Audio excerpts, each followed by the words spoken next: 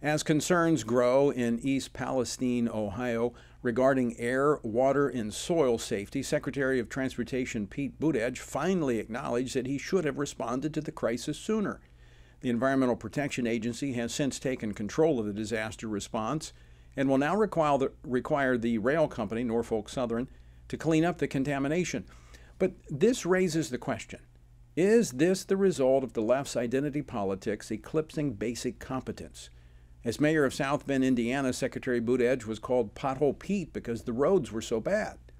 So President Biden puts him in charge of transportation for the entire nation? Doesn't make a lot of sense to me. Well, joining me now to discuss this and more is Congressman Tim Burchett. He serves on the House Transportation and Infrastructure Committee, the House Foreign Affairs Committee, and the House Oversight and Accountability Committee. He represents the 2nd Congressional District of Tennessee. Congressman, welcome back to the program. Hey, thank you so much for having me. Big fan of yours and the great work y'all do on the station. Well, thank you. I appreciate that. Boy, looking at your committees, you're going to be one busy guy in the 118th Congress. Yeah, a lot of people just have one committee. Some have two. It was then Speaker Kevin McCarthy called me and asked me if I'd serve on oversight, and I had not asked for it. I had not put in for it because it's really a very good committee. I didn't figure as the 435th most powerful member of Congress I would be considered for that committee, but he saw something in me and put me on there. So I'm going to be very busy, but I look forward to it. Well, speaking of oversight, transportation is going to be doing some oversight as we see this unfolding crisis continuing to unfold in East Palestine, Ohio. Your thoughts on the federal response to this disaster? Well, it's a disaster in itself. There again, you have an administration that just checks a box. They don't I always say, put the best players in, coach. Personal lives aside, this guy is a disaster.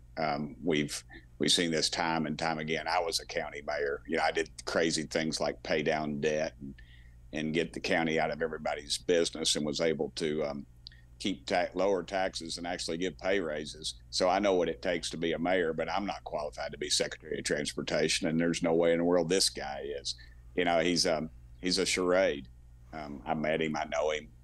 I guess I like him as a person, but it's just all a charade. And the case in point is when he would have his security detail, 3 Suburbans deep, I guess, and would stop half a block outside of his office, and he would get his bicycle out and ride it in for all the reporters, and they would lap it up like Pavlov's dog, the national media would, and say, "Oh, look at him. He's riding his bicycle. He's a friend of ours." This is the kind of stuff that the left does, this messaging. And as of yet, their messaging has been pretty pitiful. You have a president who sent $100 billion to Ukraine. He won't even pay a visit to his own people. And these globalists have got to stop. We've got to get control of this thing. And it's just a complete nightmare. And blaming it on the Trump administration when they've had 2 years of untethered liberal Marxist policies and spending is falling on deaf ears. Well, Congressman, as a former county official, people care about things when they're closest to them.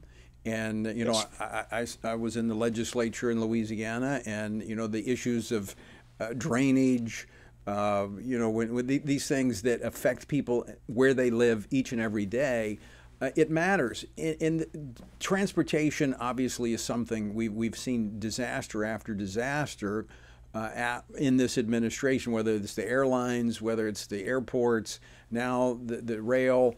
So is this the result, though, of the left playing identity politics, where they just, as you said, check a box, they put somebody in it because it reaches one of their constituencies, one of their left-wing constituencies? Doesn't matter that the American public is going to suffer as a result of the incompetence. 100%, Tony. I think it's part of a bigger plan of gaining more control by allowing things like this to happen. And they say, oh, look, we need to step in. The government needs to step in. We need to control your transportation. We need to control your housing. We need to control your energy. And all these things are happening right now in our country. And it's continued to it's just continued to do that, and we've got to put a stop to it. So it's just beyond belief. Is this something that the Transportation Committee will be looking into?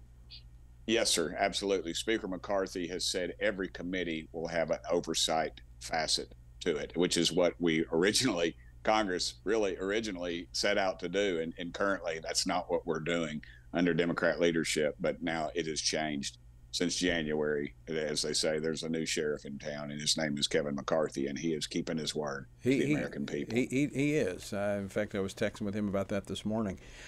Again, going back to the committees you are on, you have an impressive list of committees. The fact that you not only deal with domestic issues and government accountability and oversight, but foreign affairs issues. I want to go to this topic of, are we looking at the development of a new Cold War with, not with Russia this time, but Russia being a proxy for China? Yes, sir. I heard you in your preamble, and you were 100% on target, Tony. This deal with Ukraine, the Chinese are watching. I had breakfast with Secretary Pompeo, a group of us did, maybe 6 months ago, and he said, "Look, Tim, they know how many paper clips are going into your building. The Chinese are taking notes of all of this. They're watching our supply chain. They're watching how the political response to this thing, this balloon issue, the first one was a spy balloon, and now he's watching us shoot down party balloons with $435,000 Sidewinder missiles. And he's also shown the political ability of Canada, of all people, being more aggressive. Who, I totally suspect the president of Canada wears skinny jeans and has a man bun, and this guy says shoot the dadgum balloon down, and before we do. And then you realize that this president told General Milley to shoot that dadgum balloon down. I'm sorry, I'm getting worked up, but it's the truth. And he pushed back on it. Well, that's because he picked up the hotline to China. Exactly, and this is the general that, if you remember, in the final days of the Trump administration, was in secret negotiations with China, our enemy, the people that want to destroy us, that created the COVID virus, that caused death and destruction across the world. And now this is the same dadgum general who tells this president, there's a reason George Washington, and God bless our leaders, George Washington did a lot of things, but one thing he did I thought was really cool.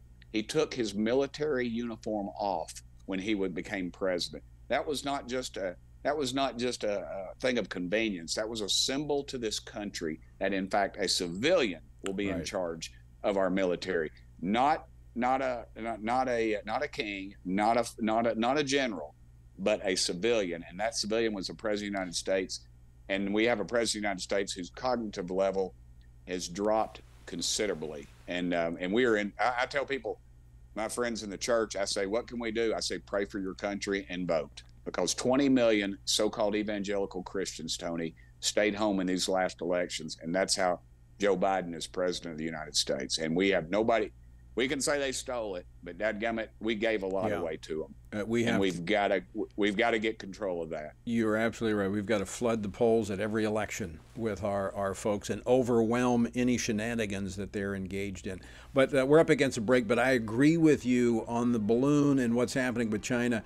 When I saw that balloon, I said, I smell a Milley, because that relationship, Milley should not still be in his position, given his own acknowledgement of his relationships with China behind the back of President Trump. Tim, always great to see you. Thanks so much for joining us today. Look forward to having you on again real soon. Thank you, brother, anytime. And thank you for the great work y'all are doing.